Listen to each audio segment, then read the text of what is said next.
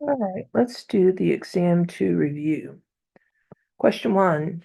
For a standard normal distribution, find the probability that Z is greater than some C is equal to 0.9038. All right, so what they're giving me here is a probability.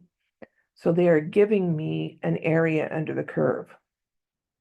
So the 0.9038 is an area.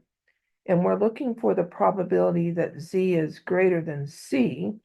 So this is the area to the right. And most of our calculators default to the area to the left. So if I draw a picture, what I'm given is some C, and the area to the right is the 0.9038. And what I'm interested in is the area to the left. So the area to the left, since I know the total area under the standard normal curve is 1, that's going to be 1 minus 0.9038, which is 0.0962. All right, so I'm going to now go to my calculator, and I'm going to do an inverse normal. So C is going to be, let's write this over here. C is going to be equal to the inverse normal. The area under the curve is and I really didn't leave enough room to write that, so let's try that again.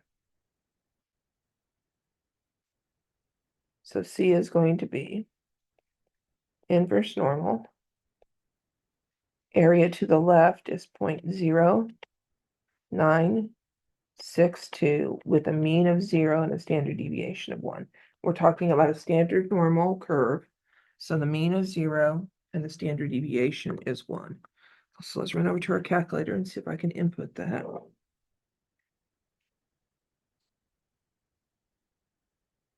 we go. Okay. So we're going to go to our distributions. We're going to go to the inverse normal, and the area is 0.0962. Is that correct?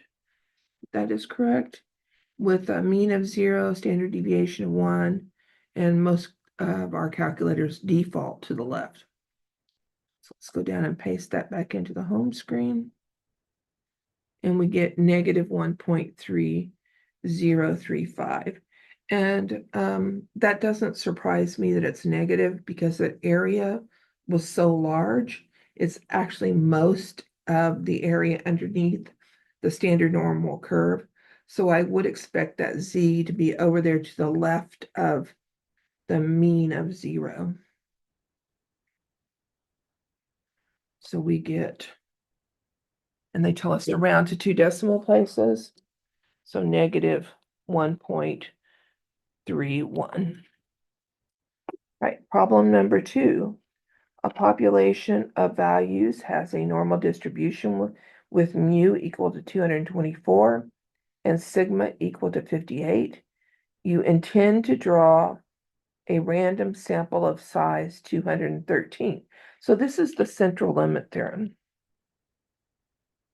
And it's the central limit theorem because we're drawing a sample from a population and we're going to look at it. So when we look at the distribution of sample means, that is the central limit theorem.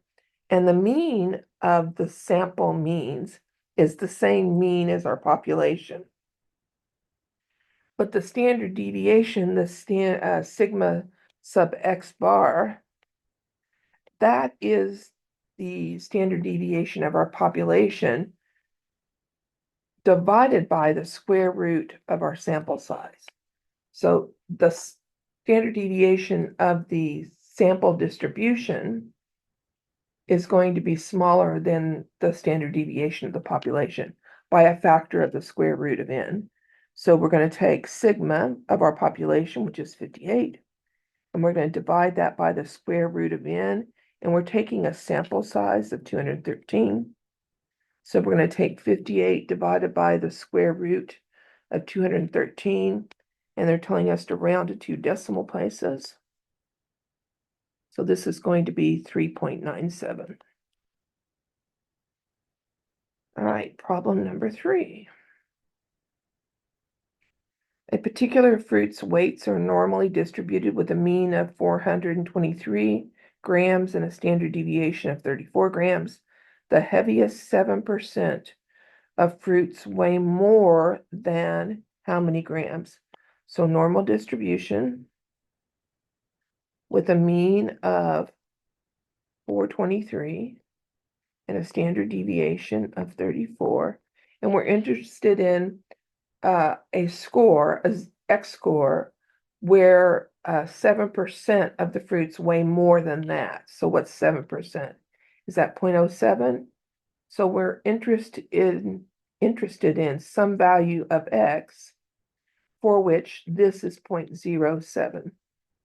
So we're going to use an inverse normal. Now, if the area to the right of this X is 0.07, the area to the left is going to be 0.93 because the total area under the curve is going to be 1.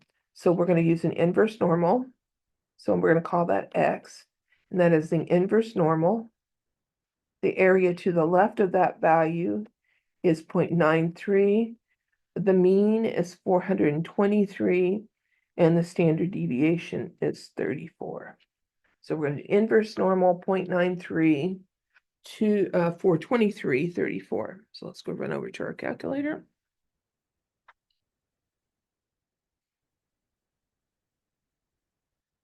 Inverse normal 0.93. The mean of this population was 423. The standard deviation was 34.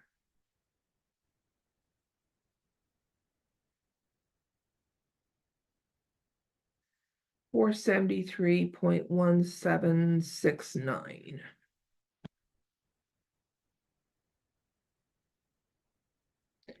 And it tells me what? Round your answer to the nearest gram, give your answer to the nearest gram.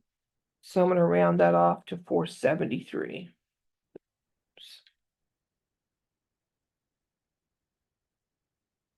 All right, question 4.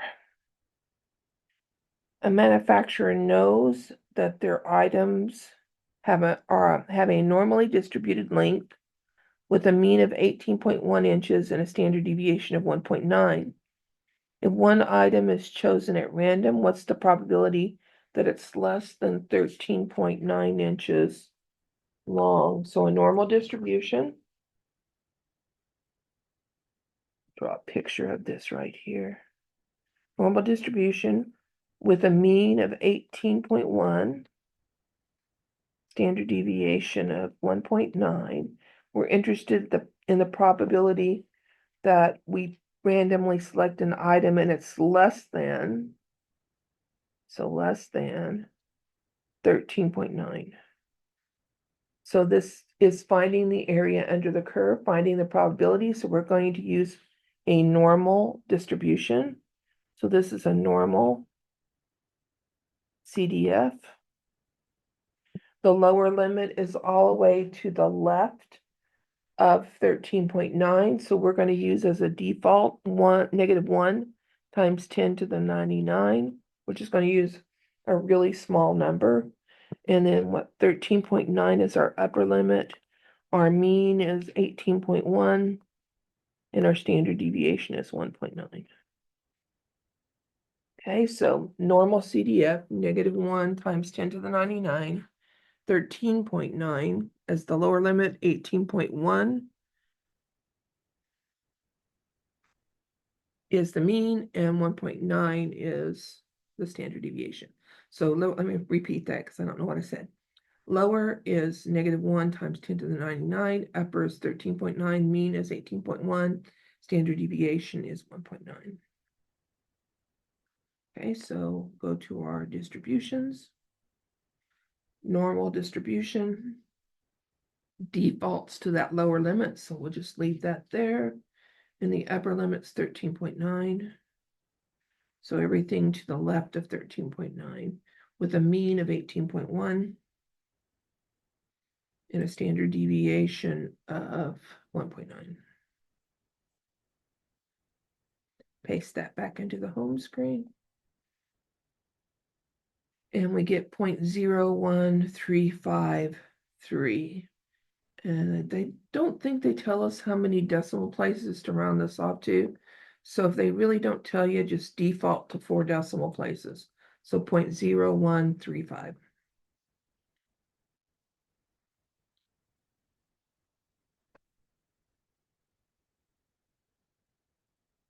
Zero, 1, 3, 5. All right, problem 5.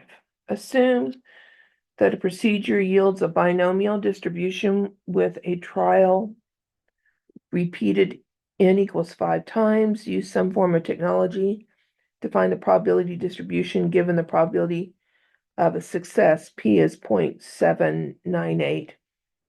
Okay, so we need to find the probability of 0, probability of 1, etc. And these are binomes PDFs because we're finding the probability of getting exactly that value. So this is a binome PDF.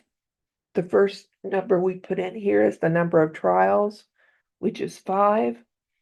The second number we put in is the probability of a success, which is 798. And then we put in the various x's. So we're going to put in 0, we're going to put in 1, we're going to put in 2, we're going to put in 3, we're going to put in 4, 5, and we'll be done here. Okay, so let's go to the calculator. So we're going to do second variables to our distributions. We're going to find the binome PDF. Okay, the number of trials is 5. The probability of a success, they told me, was 0.798. And the first x value, I'm going to find the probability that x is exactly 0. And then paste that back into my home screen. So we get 3.3632 times 10 to the minus 4, or that would be what, 0.0003. All right, now to find the probability when x is 1, I'm just going to arrow up and highlight that binome PDF, hit enter and bring it back down and change the 0 to a 1. So the probability that x is equal to 1 is 0.0066. I want to find the probability that x is 2, so I arrow up, highlight that binome PDF, hit enter, bring it down, change the 1 to a 2. And I'll have all of these in my home screen so I can just go type them in to the problem on my computer. So then let's find 3. X is 3. So go up and highlight the binome PDF. Change the 2 to a 3. All right, then we're going to go again, highlight the binome PDF, change the 3 to a 4. Oops. Helps if you do it correctly. 4, close those parentheses. Then last but not least, x equals 5.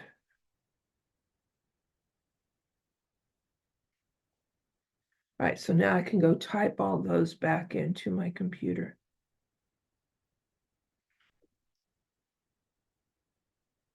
So the first one was 3 times 10 to the minus 4, or 0.0003. I had 0.0066, 0.0525, 0.2074, 0.4096, and 0.3236. All right, problem 6. About what percent of area under the curve of the standard normal distribution is outside the interval from negative 2.12 to 2.12 or beyond 2.12 standard deviations from the mean. So they want the area in the two tails. So they want the area over here to the left of negative 2.12 and over here to the right of 2.12. And probably the easiest way to do this is to find the area in between negative 2.12 and 2.12 and then subtract that from 1. Way faster to do it than any other way. So we're going to take 1 minus the normal CDF of negative 2.12 as lower, 2.12 as upper limit, standard normal distribution, mean of 0, standard deviation is 1. Okay, so over to the computer, to the calculator. So let's clear out all those binomials. So 1 minus the normal distribution, negative 2.12, negative 2.12 to 2.12. Mean of 0, standard deviation of 1, because it's a standard normal distribution. So 0.034. And now they do want me to change this to a percentage. So I'm just going to go ahead and multiply that by 100 while I'm here. 3.401%. I think they're wanting me to round this off to 3 decimal places. So let's go back to the problem. They don't really tell me how many decimal places to round off. So I'm going to default to 4. If they don't tell me, I default to 4. So it would be 3.4006. All right, problem 8. The lengths of pregnancies in a small rural village are normally distributed with a mean of 261 days, and a standard deviation of 15 days. In what range would you expect to find the middle 98% of most pregnancies if you were to draw samples of size 38? So this is central limit theorem. Because as soon as we start drawing samples, we're going to use that thing that's called the standard error of the mean, which is sigma over the square root of n.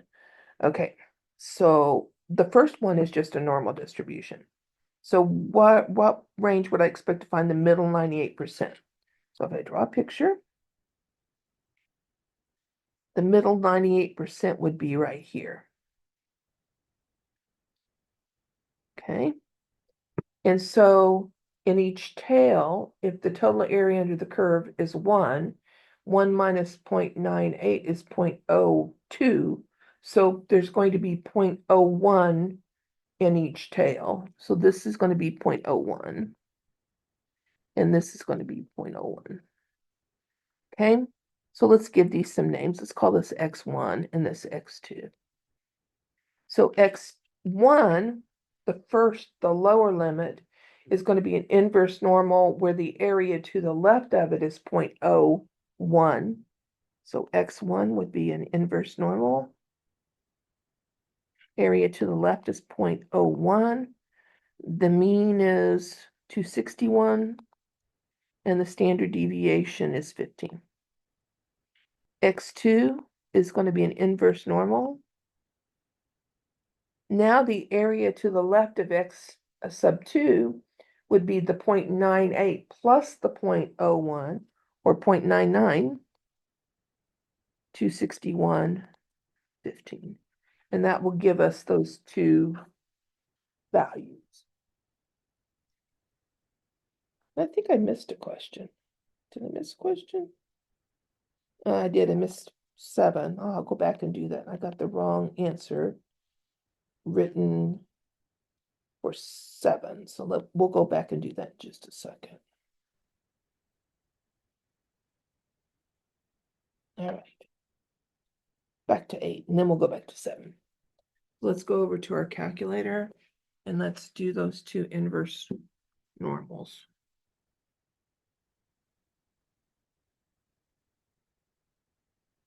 Okay. Inverse normal number 3. And we're going to first look at 0.01, area to the left of that first X value, with a mean of 261 and a standard deviation of 15.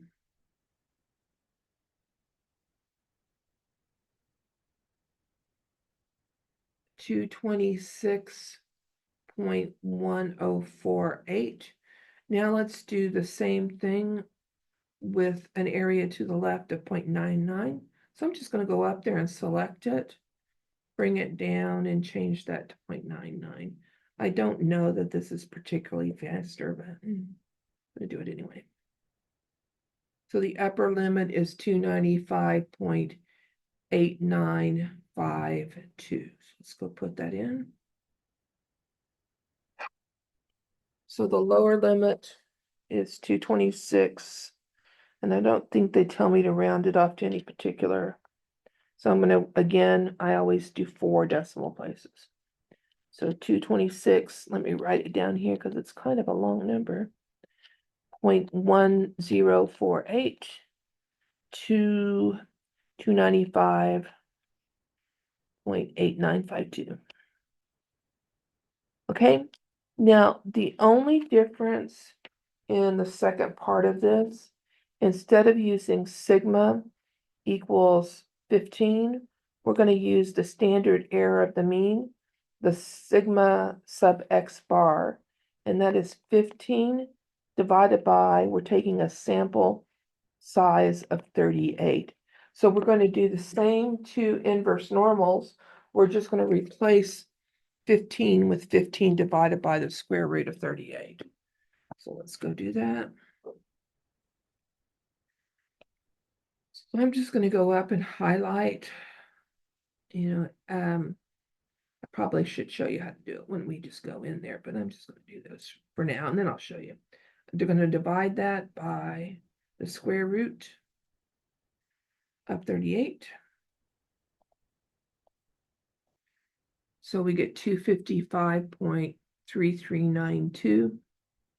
And then go up there and highlight that again and change the 0.01 to 0.99.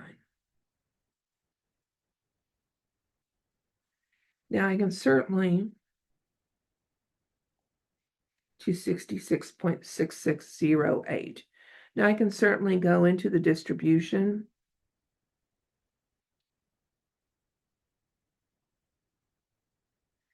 and I can type in that area.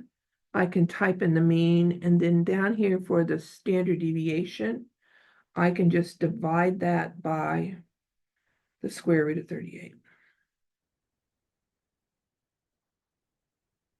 And I do need to go ahead and close those parentheses. And I'll get the same answer. 255.3394. Okay, so for the lower limit, using the central limit theorem, we got 255.3392.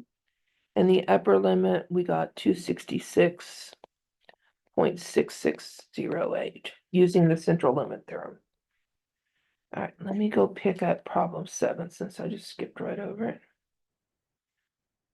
Problem 7. I'm going to write this up here.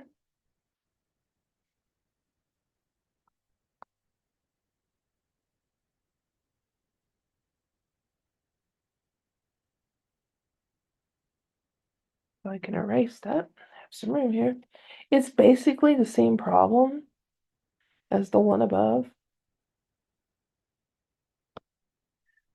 About what percent of the area under the curve of the standard normal distributions between, so this one is truly a between lower limit of negative 1.239 and an upper limit of 1.239. So this is a normal. CDF, negative 1.239, 1.239, and then we're going to multiply by 100 to write it as a percent. Computer's trying to help me here. There you go.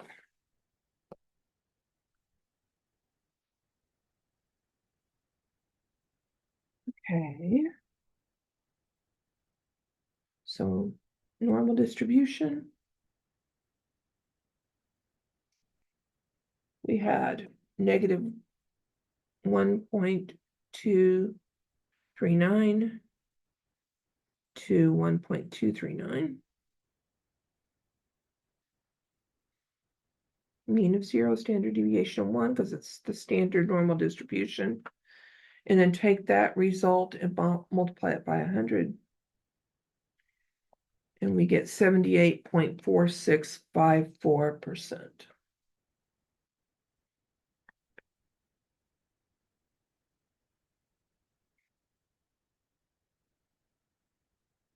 So 78.4654.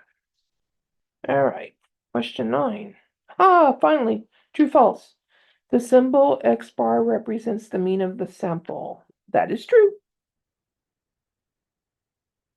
X bar is sample mean.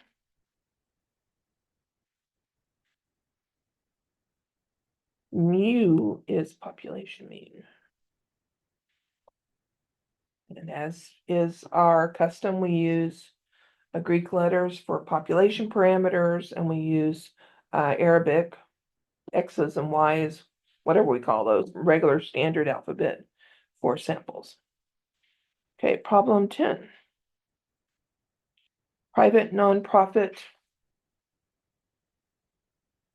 four-year colleges charge on average $27,461 per year in tuition and fees. The standard deviation is $7,079.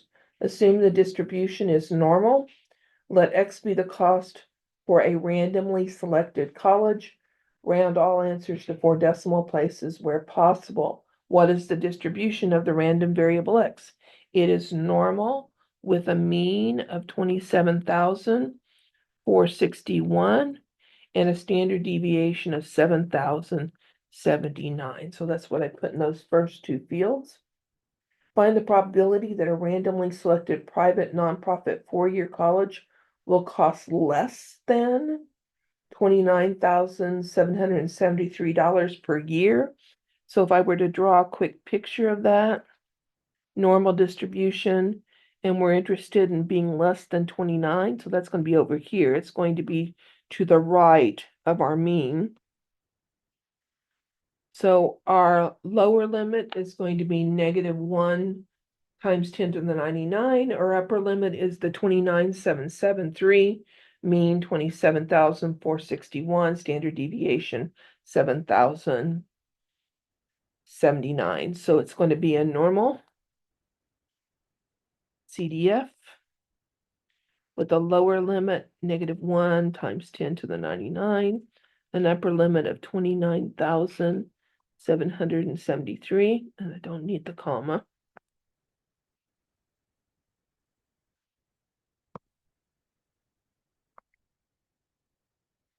And this mean was 27,461, and the standard deviation is 7,079.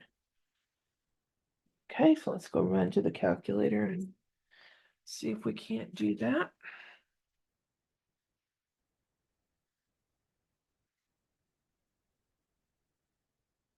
Figure this all out, get a fresh page. Okay, distributions, number 2, normal distribution. We're going to type in -1 times 10 to the 99. The upper limit's 29,773.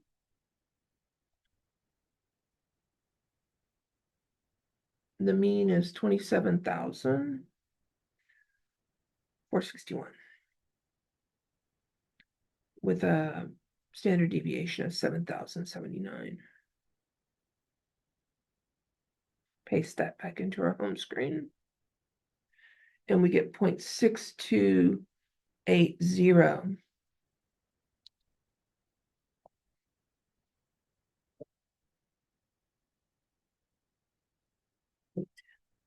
Six, 2, 8, 0. They tell me to round off to 4 decimal places.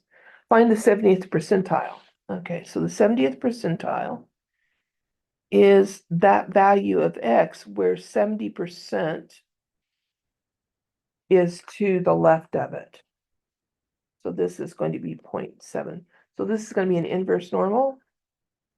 Inverse normal with an area of 0.7. The mean is 27,461 and the standard deviation is 7,079. So what is that 70th percentile?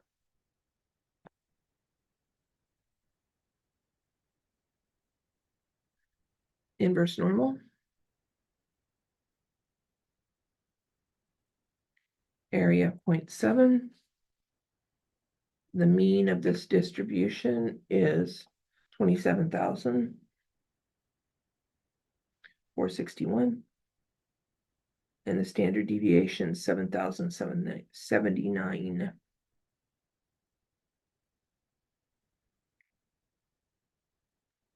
So the 70th percentile is 31,173. And they do tell me on this problem to round to the nearest dollar.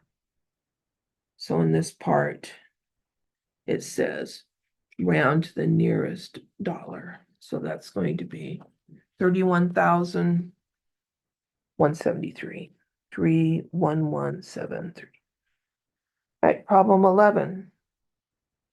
Assume that the z-scores are normally distributed with a mean of 0 and a standard deviation of 1. Find the probability that z is between negative b and positive d, that probability is 0.949. So I'm going to draw a picture. Standard normal distribution. Sigma is 1. Mean is 0. And we're between negative b and positive b. And that area between is going to be the 0.949. Now, in my humble opinion, the easiest way to do this is to find negative b. Okay, so if the area between negative b and positive b is 0.949, the area in the tails is 1 minus 0.949, which is 0.051. So the area to the left of negative b, area to left of negative b is half that. So 0.051 divided by 2, because half the area is going to be in each tail, and that's 0.0255. So negative b, that one right there, is the inverse normal, where the area to the left of that's 0.0255, and the mean is 0 and the standard deviation is 1. And this is going to give you a negative number because it's negative b, and just to find b, you just make it positive. Now you could add the 0.055, the 0.0255 to the 0.949 and get the area to the left of b. It's just way too much work. So let's go over there on our calculator and let's do an inverse normal.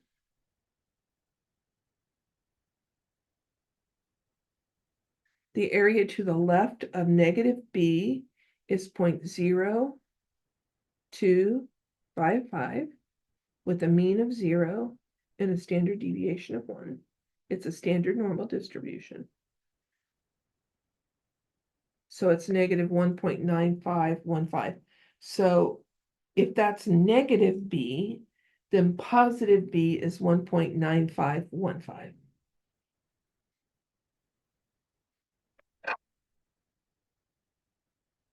So we get negative 1.9515. So B is 1.9515. All right, problem 12.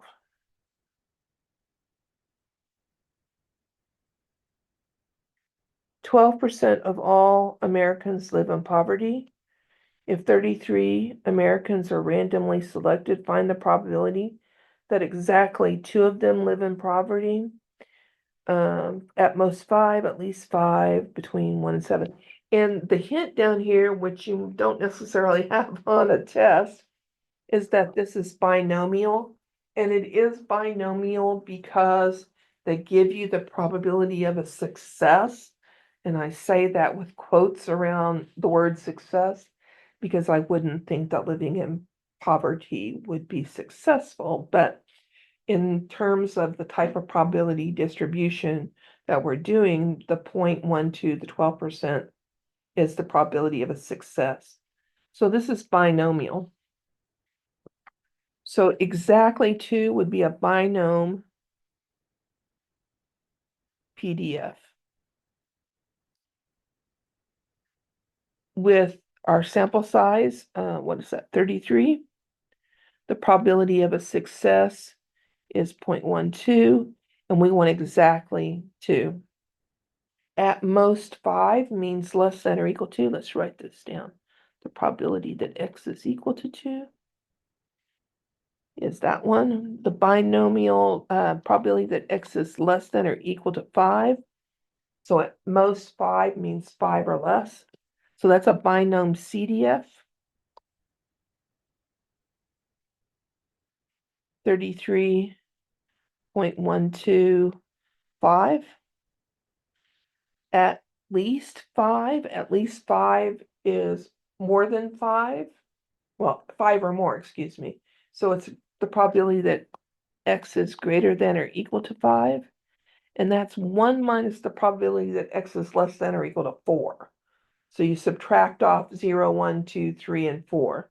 That's 1 minus the probability that x is less than or equal to 4, which is 1 minus binom CDF 33.124. And then what do we have? Between 1 and 7. So the probability that x is between 1 and 7. We find the probability that x is less than or equal to 7, and we subtract off the probability that x is less than or equal to 0. And by the way, x less than or equal to 0 is the same as x equals 0 because you can't get smaller than 0. So this is going to be a binom CDF 33.12 7 minus a binom CDF. That's going to be 33.12 0. And I ran out of room. Sorry about that. Okay, let's just go do a couple of these. I don't need to go through all of these. You're capable of doing that. I will give you the answers though. So let's do the binom PDF, the probability that x is exactly 2. So we're going to do a binom PDF.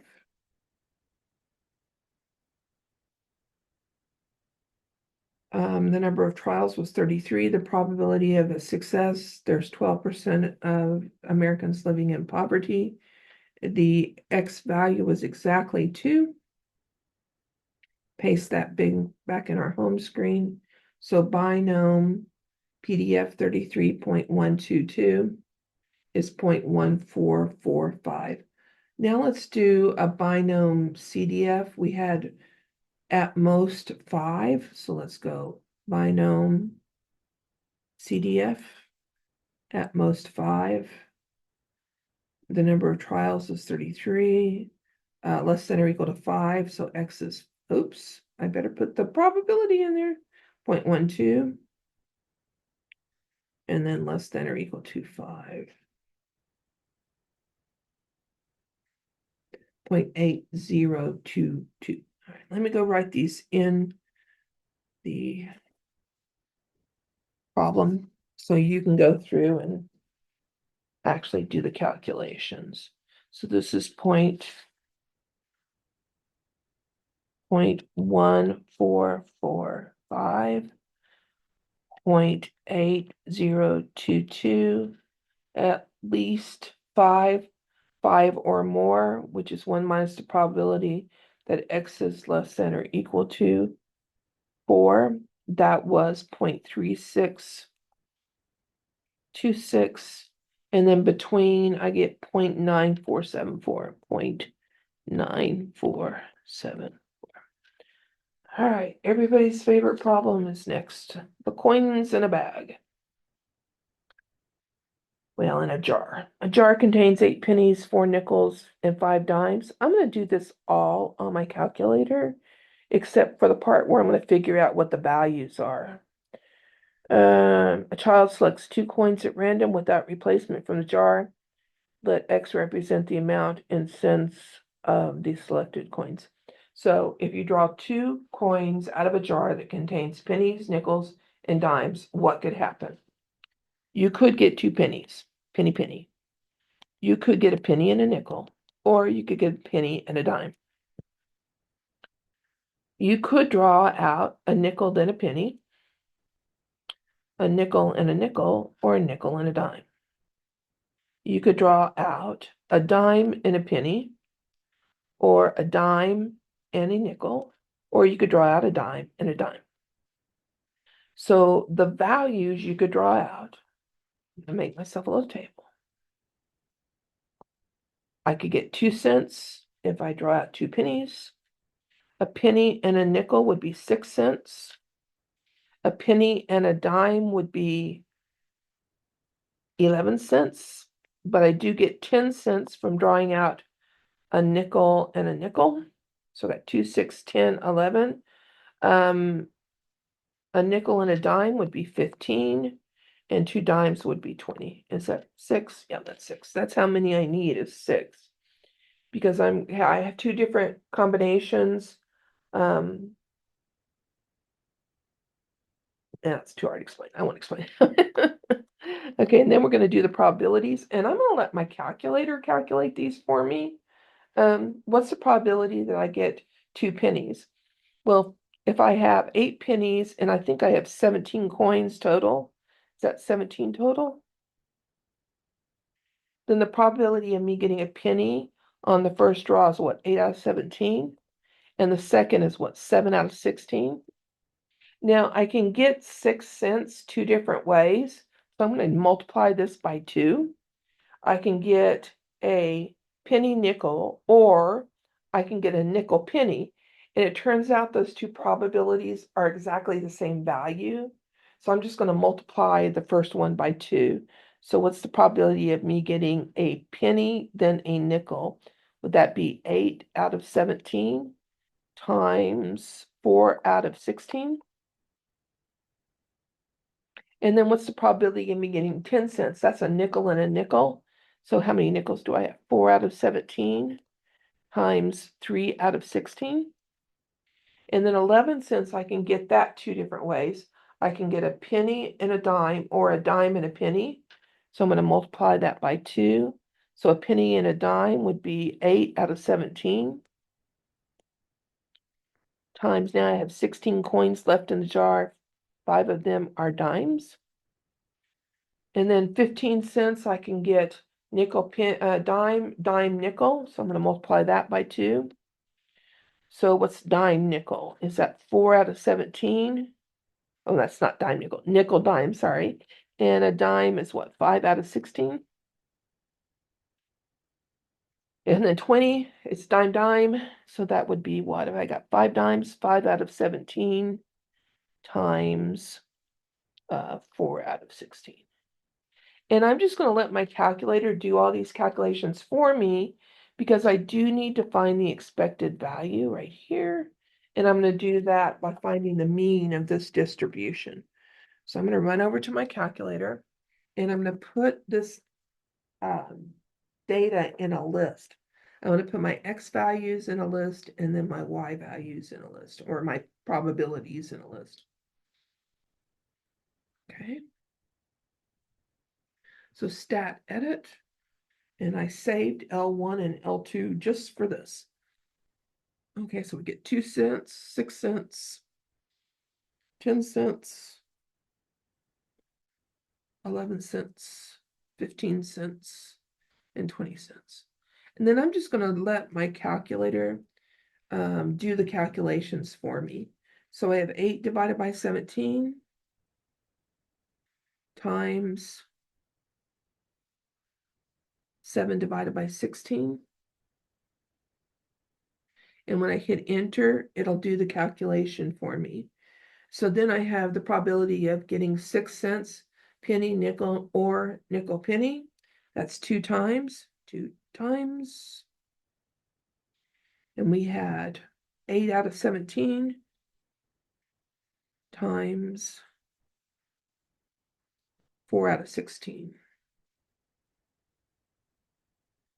All right, and what's next? 10 cents.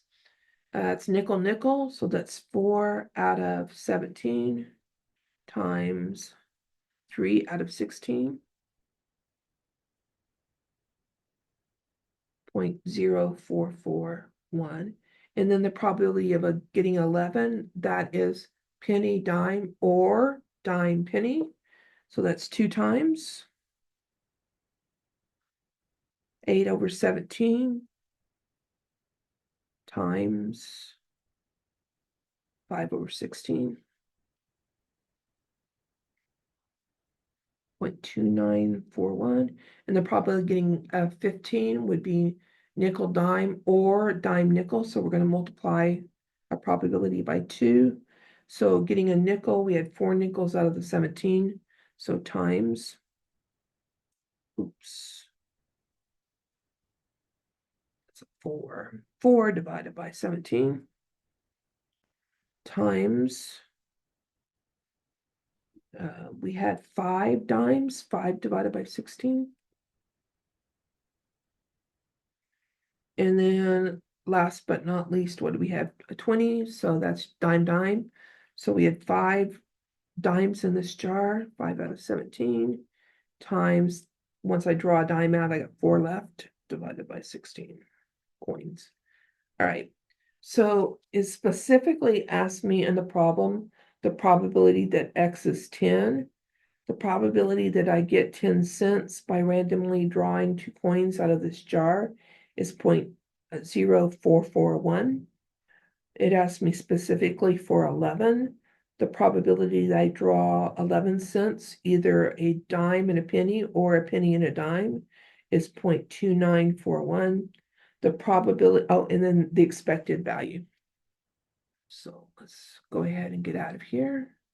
And let's calculate the one variable statistics on that list, L1 and L2, because I have the value of my random variable and the probability that I get that value of my random variable, and I can get the expected value by just finding the mean of that distribution. So let's go stat, calc, one variable statistics on L1 and L2. So let's calculate. So the expected value of this distribution is 9.1765. So if I did this experiment over and over and over again, I would expect on average to draw out 9 cents. Even though there are no combinations in this jar that would give me 9 cents, the long-term average would be 9 cents. Okay, so let's go back to over here. So from my calculations in my calculator, X is equal to 10 was 0.0441. The probability that X was 11 was 0.2941, and the expected value was 9.1765. A particular fruit's weights are normally distributed with a mean of 374 grams and a standard deviation of 5 grams. If you pick, okay, so as soon as I pick a sample, this is the central limit theorem. If you pick 19 fruits at random, what is the probability that the mean weight will be between 372 and 377? So we're going to use the standard error of the mean, sigma over the square root of n. So this is going to be a normal distribution with a lower limit 372, an upper limit of 377. The mean is what, 374, and the standard deviation is going to be 5 divided by the square root of 19.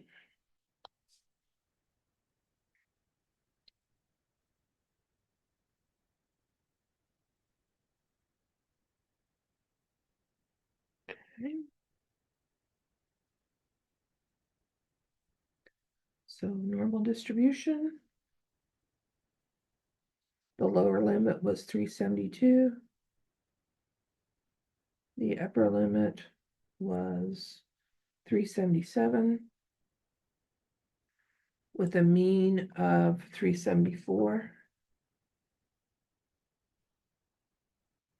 and a standard deviation of 5 divided by the square root of 19. Again, we're using the standard error of the mean for sigma because we're looking at the central limit theorem, because we're pulling samples, we're looking at the distribution of sample averages.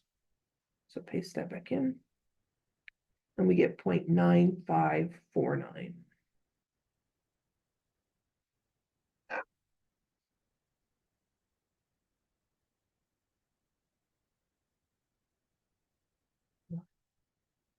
All right. Question 15, again, one of these where you're finding the area in the left tail and the right tail. It's probably easier to find the area in between and subtract that from 1. That union means or, so I want the area under the curve to the left of negative 2.01 and to the right of negative 1.61. So it's over here, negative 2.01 and what? Negative 1.61. Want that area right there. So probably the easiest way to do this is 1 minus the area in between. So it's 1 minus a normal CDF of negative 2.01, negative 1.61. This is standard normal. So mean is 0, standard deviation is 1.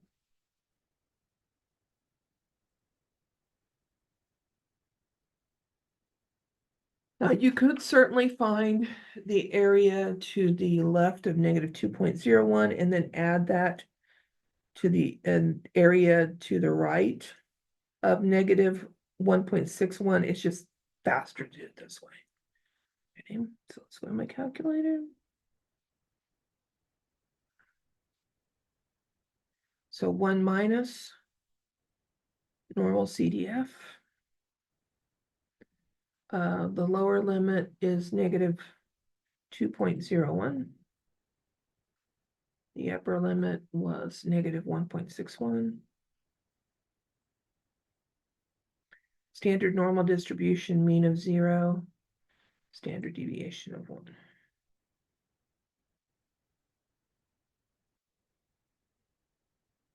Wait, 9685.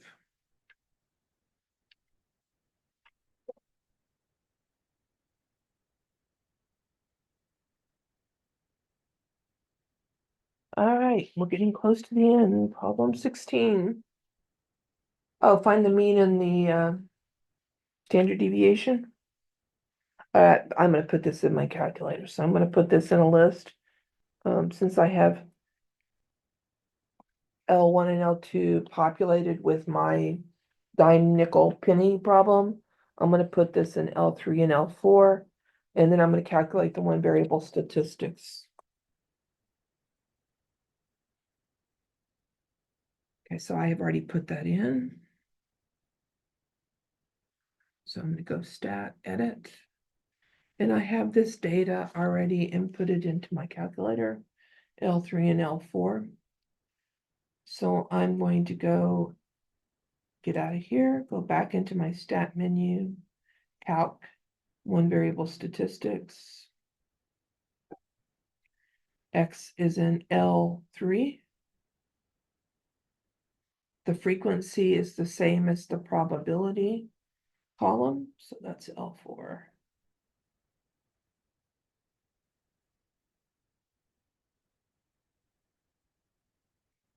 So the mean is 2.1, and the standard deviation sigma sub x is 1.1790.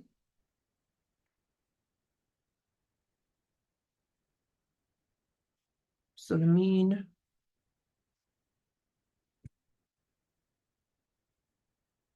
was 2.1, and the standard deviation was 1.179. All right. Problem 17. Central limit theorem, and I know this is the central limit theorem because I say, what is the distribution of x bar?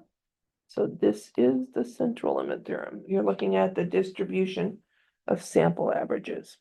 The average price of a college math textbook is $178.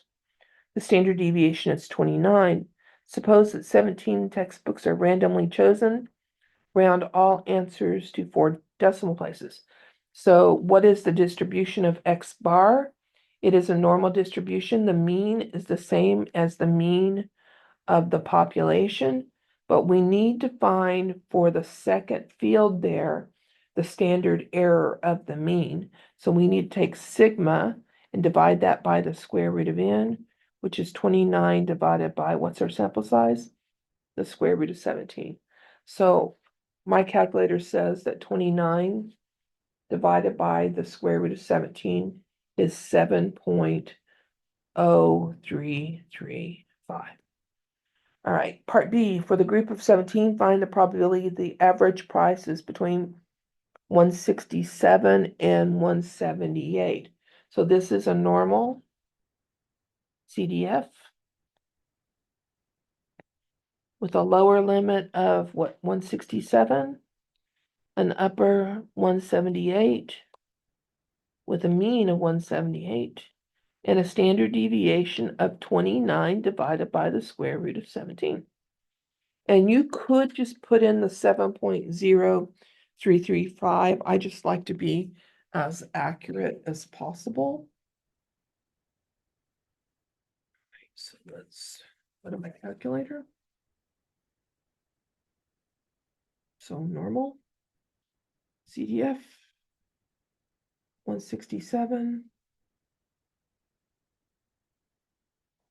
uppers 178. The mean is 178.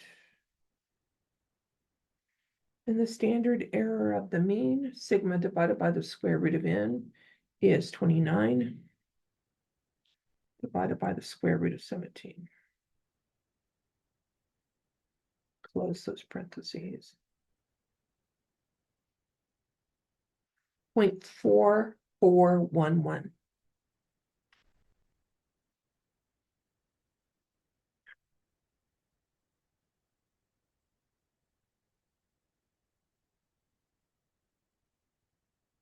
Find the 95th percentile for the average. Okay, since we're finding it for the average textbook price, we're going to use the central limit theorem, and this is an inverse normal. It's a 95th percentile. Let's write that down here. So we need some value of x, and this area to the left of x is 0.95. So it's going to be an inverse normal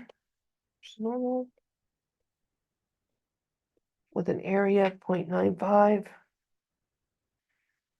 a mean of 178, and a standard deviation of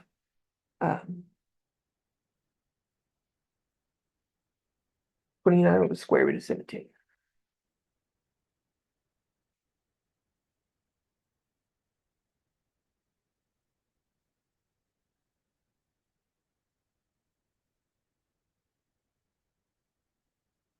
So inverse normal. Second distribution is number 3. It's the 95th percentile, so the area to the left is 0.95. Oops, well, that didn't help me, so let's try that again. Second distribution, number 3. Clear that out, start again, 0.95. With a mean of 178. And we're talking about the 95th percentile of the means. So the standard deviation is 29 divided by the square root of 17.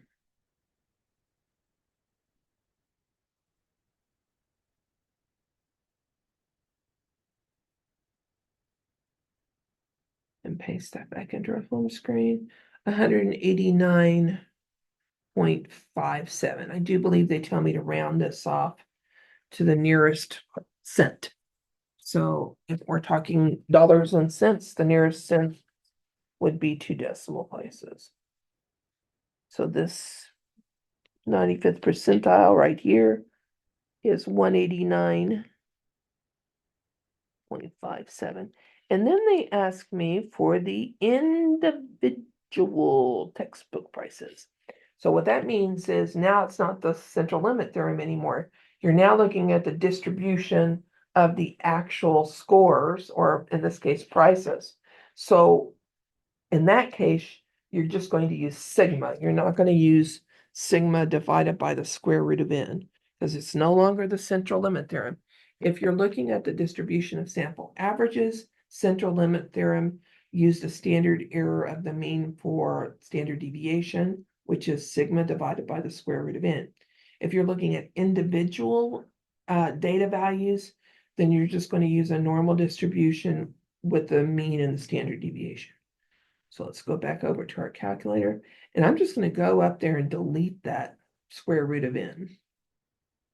So I'm going to highlight that, and then I'm just going to go over here and delete that. So delete, delete, delete. So now we're finding the 95th percentile for the actual population distribution. 225.70, $225.70.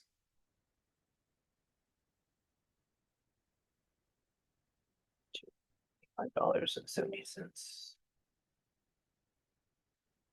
All right, for parts A, B, and C, is it necessary to be given the original distribution X is normally distributed? In this case, yes, it is necessary for us to know that the underlying distribution is normal because our sample size is not sufficiently large. Since N is 17 and that's less than 30, we do need to know that the underlying population distribution is normal to use the central limit theorem. If the underlying distribution is not normal, then you need a sample size that is sufficiently large, and that should be greater than 30. Okay, what's the second part of this? What about for part D? Yes, I do need to know that it's normal for part D also, because I can't use the normal distribution if the population isn't normally distributed. So for me to be able to use a normal CDF, yes, the population does have to be normally distributed. All right, problem 18. Okay, I'm going to end up putting this in my calculator too, because they're going to ask me to find the mean and standard deviation. Data were collected from a survey given to graduating college seniors on the number of times they have changed their majors. From that data, a probability distribution was constructed. The random variable X is defined as the number of times a graduating senior changed majors. It is shown below. What's the probability that a randomly selected student changed his or her major at least once? So the probability of at least once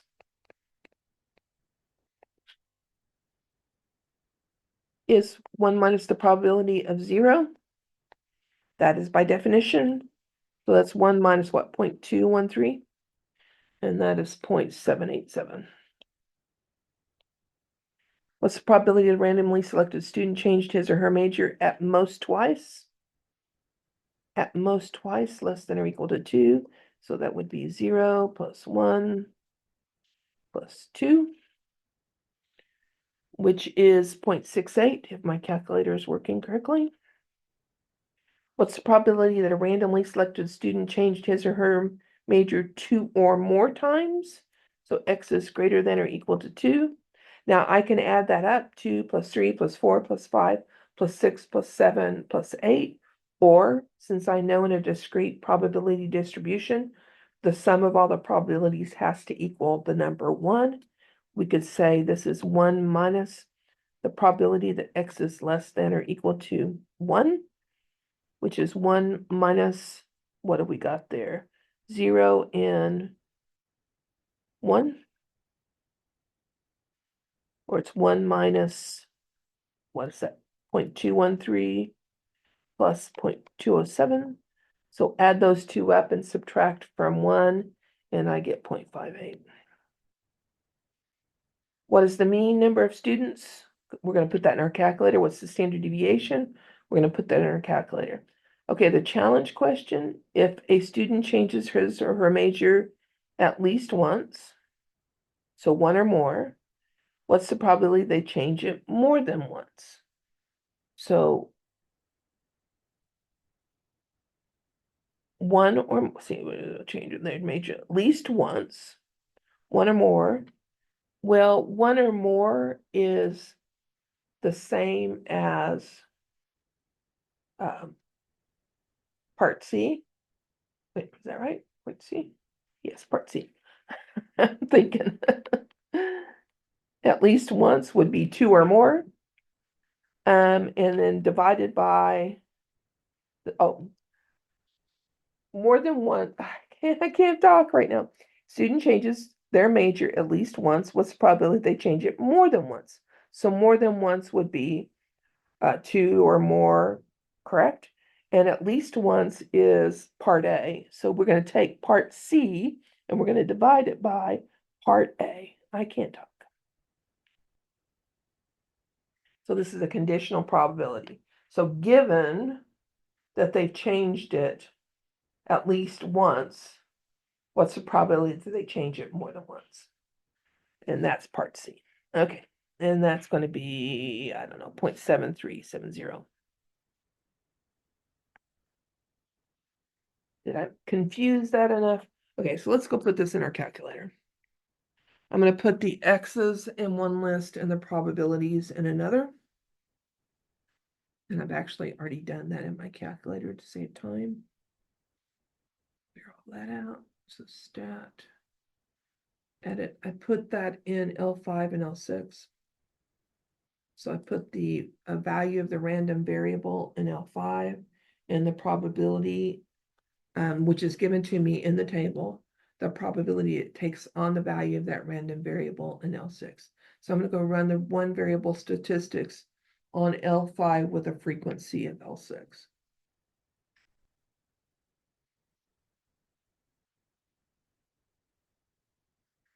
Okay, so my data is in L5 and my frequency is in L6. Frequency and probability in this case are the same thing.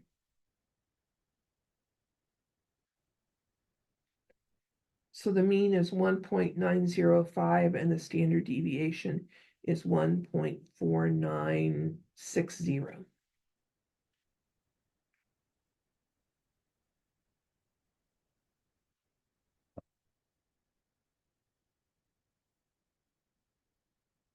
One 1.905 and 1.4960.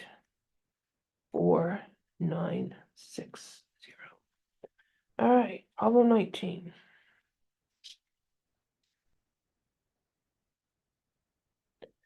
I believe this is Poisson, isn't it? Yeah, they tell me it's Poisson. The number of patients who arrive in the Providence emergency room between 5 and 6 p.m. has a Poisson distribution with a mean of 9.8. Find the following and round your answers to 4 decimal places. Exactly 9. So that is a Poisson PDF. And we put the average first, which is 9.8, and the value of our random variable, which is 9. Part B, find the probability that at most 6, so that's probability that x is less than or equal to 6, which is going to be a Poisson CDF, 9.8 and 6. And then the last one is between what, 7 and 11? So the probability that x takes on a value between 7 and 11. So we take the probability that x is less than or equal to 11, which our calculator can find, and then we have to subtract off the stuff that's not less than or equal to 7. So we're going to subtract, well, we're going to subtract off the stuff that's less than 7. So we're going to subtract off x is less than or equal to 6. All right, so that is going to be Poisson CDF 9.8, 11, and then we're going to subtract off, and I ran out of room, so I'm going to write it down here. Poisson CDF 9.86.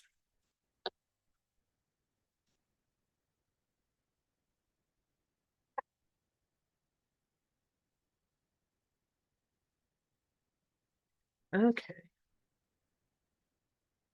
So we're going to first do a Poisson PDF. The mean is 9.8.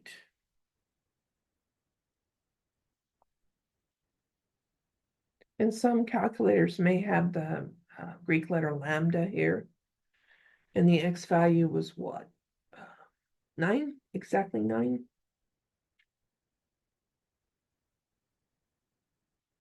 0.1274. And then we're going to do less than or equal to 6. So we're going to do a Poisson CDF. And the mean is again 9.8. Less than or equal to 6. 0.1433. And then between 11 and 7.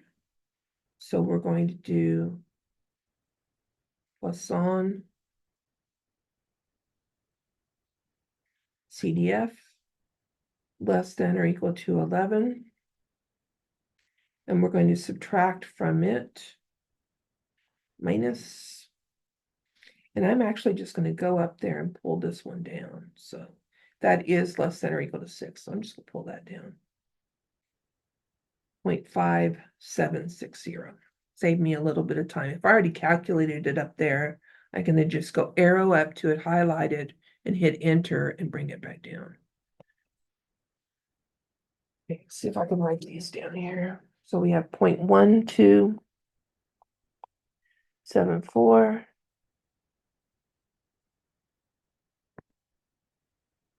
Make this legible, maybe. 1274. And then 0.1433 and 0.5760. Last problem, woo! At least the first part of it, I just have to write in.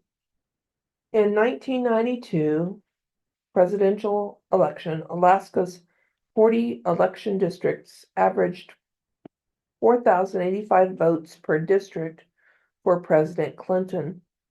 The standard deviation was 565. There are only 40 election districts in Alaska, so this is the population. The distribution of votes per district for President Clinton was bell-shaped. Well, that's important to know. We do need to know it's normal, or we can't use the normal distribution on it. Let X equal the number of votes for President Clinton for an election district. Round all answers except part E to 4 decimal places. And in part E, they tell you to round it to the nearest whole number. So what's the distribution? It's normal. with a mean of 2,085 votes and a standard deviation of 565. Is 2085 a population mean or a sample mean? This is a population, because this is everything, all 40 districts. Find the probability that a randomly selected district had fewer than 1,964 votes for President Clinton. So this is going to be a normal CDF, less than, fewer than. So we're going to have a lower limit of -1 times 10 to the 99 to the 1964 with a mean of 2,085 and a standard deviation of 565. Randomly selected district had between, so this is normal CDF. 2151 is the lower, 2341 is the upper, with a mean of 2,085 and a standard deviation of 565. And then the 95th percentile, this is an inverse normal, with the area under the curve being 0.95, 95th percentile, 95% of the votes, number of votes was less than whatever number we're going to find here. 0.2085 was our mean, and our standard deviation is 565. All right, let's go do this real quick.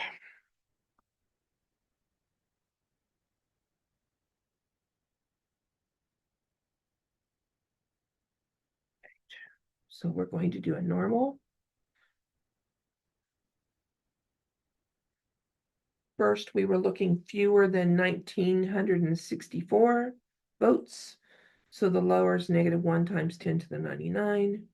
The upper is 1964 with a mean of 2,085 and a standard deviation of 565 votes.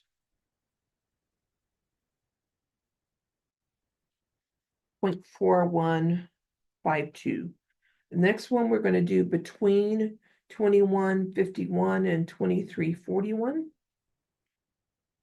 So I'm just going to go back to my distribution and change that lower limit to 2151. And the upper limit to 2341. Mean standard deviation is the same. 0.1282. And then find the 95th percentile. So we're going to use an inverse normal with an area of 0.95.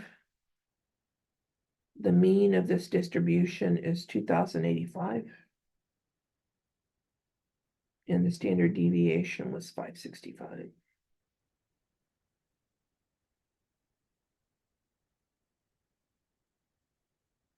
So 3,014 votes, and they do tell me to round that one off to the nearest whole number. So let's go type those in or write them in. So I get 0.4152, 0.1282, and 3,014. And that is it, 20 questions on the next exam.